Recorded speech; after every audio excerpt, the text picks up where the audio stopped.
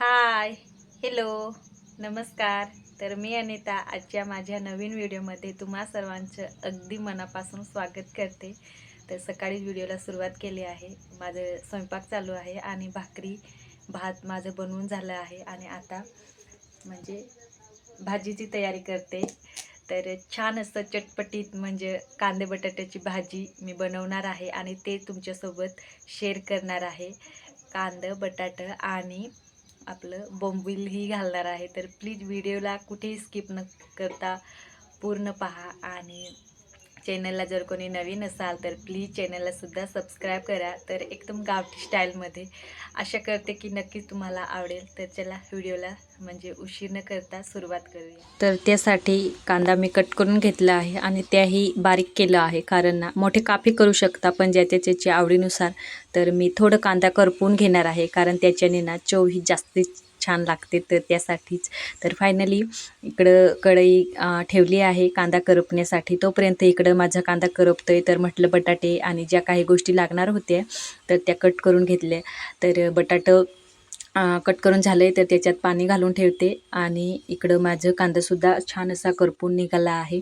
तर जास्त काही करपवला नाही आणि बोंबीलसुद्धा आता साफ करण्यासाठी काढले आहे. तर छोटी छोटीच बारीक बारीक अशी बोंबील होती, पण ना आता काय झालं आहे की ह्या थंड वातावरणामुळे ना थोडे त्यांना मऊपणा आला आहे आणि त्यामुळे ते सहज मुळत नव्हते. तर त्यासाठी मी त्यांना ना विड्याच्या साहाय्याने कापून घेतले आणि छान असं मोठमोठे काप केले आहे. तर ह्याच्याने ना खूप छान असं कांद्या बटाट्याची भाजी चवीला एकदम अप्रतिम लागत असते. तुम्ही एकदा नक्की ट्राय करा.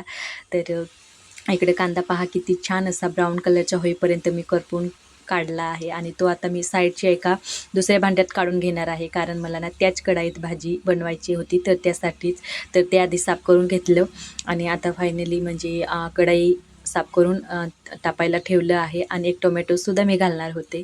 तर कढई तापली आहे आणि तेल घालते. तर तेल थोडं म्हणजे नेहमीपेक्षा एक चम्मच तुम्ही जास्त घाला, जेणेकरून जे काही आपण बोंबील म्हणजे घेतले आहे आणि ते म्हणजे त्यांचा जो वास आहे तर तो नाहीसा करण्यासाठी तर फक्त तेलात फ्राय करणार आहोत. तर त्यासाठीच एक चम्मच जास्तीचा घाला.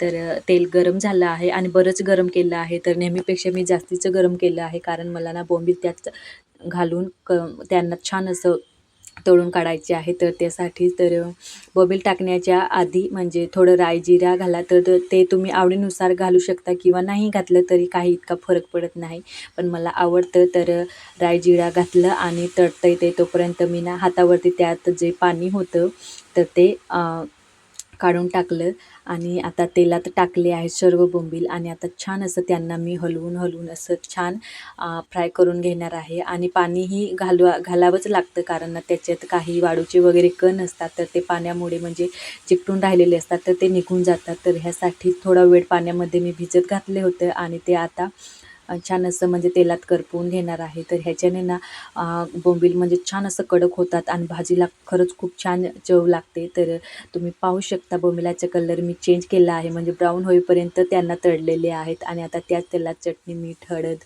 सर्व जे काही आपले मसाले आहेत तर ते टाकून घेणार आहेत आणि बोंबील छान असं हलवून घेणार आहेत, जेणेकरून ना जो आपण मीठ मसाले टाकले तर ते बोंबिलात छान असं शिजलं जावं. तर ह्यासाठीच आणि आज मी ना हाताच्या ऐवजी म्हणजे चम्मचने मीठ घातलं आहे, कारण माझा हात ओला होता तर त्यासाठीच, नाहीतर मी हाताच्या साहाय्याने घालत असते. तर टोमॅटोज आणि ज्या काही आता गोष्टी होत्या तर त्या टाकून घेणार आहे. तर एक एक करून सर्व गोष्टी टाकल्या आहेत आणि कांदाही टाकला आहे. तर भाजी शिजायला काहीच वेळ लागणार नाही, फक्त बटाटा कच्चं होतं, नाही तर मी कांदाही आधीच करपून घेतला आहे आणि आपलं बोंबीलही मी तळलेलं आहे, त्यामुळे ना भाजीला मुळीच उशीर लागणार नाही. पण ना बटाटाही अगदी सहज शिजून निघतं, कारण ना त्यात मी थोडंसं बटाटे शिजण्यासाठी गरम पाणी घालणार आहे. तर त्यासाठीच तर फायनली सर्व काही ज्या काही गोष्टी होत्या तर ते मी टाकून घेतल्या आणि परत एकदा चम्मचच्या साहाय्याने म्हणजे छान असं त्यांना हलवून झाकून ठेवणार आहे. तर फक्त एक वाफ येईपर्यंत, कारण ना खूप छान म्हणजे जे काही मसाले असतात ना तर त्या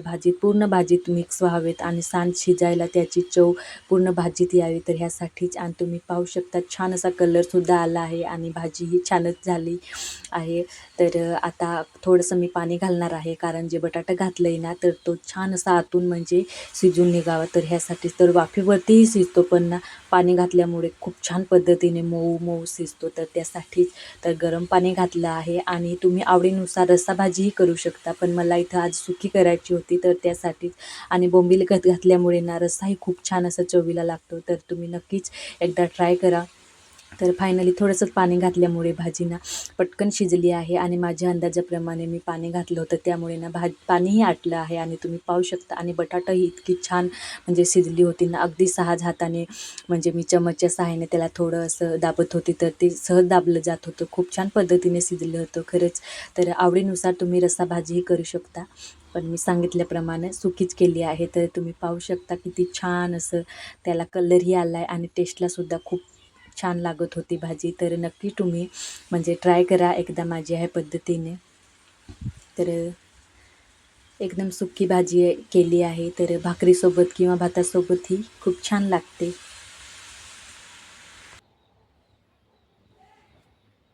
तर आशा करते की माझी म्हणजे कांदा बटाट्याची भाजी बनवण्याची पद्धत तुम्हाला आवडली असेल. आणि ह्या ट्रिकचा नक्कीच तुम्हाला फायदा होईल, की जे आपण भाजीत म्हणजे बोंबलं वगैरे घालत असतो तर ते तेलात फ्राय केल्याने त्याच्यात कडकपणा येतो आणि जो काही बोंबल्याचा वास वगैरे येत असतो तर तो सुद्धा नाहीसा होता. आणि नक्कीच ह्या ट्रिकचा तुम्हाला फायदा होईल. तर रेसिपी आवडली असेल तर एक लाईक नक्कीच करा. तर आता मी जेवण वगैरे सर्व बांधून घेते टोपलीत आणि मला शेतात जायचे, कारण ना रेसिपीच्या म्हणजे शूट करण्यात इतका वेळ जातो ना की काय सांगू. आणि शेतातले सुद्धा म्हणजे कामाची भरभराटून सुरुवात झाली आहे, त्यामुळे आता जास्त काही बोलत नाही आणि जेवण वगैरे घेऊन जाते. तर शेतातच जेवण करणार आहे. आणि ओहोंनासुद्धा भूक लागली असेल, कारण त्यांना सवय आहे लवकर जेवण्याची. तर त्यासाठीच व्हिडिओ आवडला असेल तर लाईक करा, चॅनलला नवीन असाल तर सबस्क्राईबसुद्धा करा. भेटूया अशा नवीन एका छानशा व्हिडिओमध्ये. तोपर्यंत बाय बाय.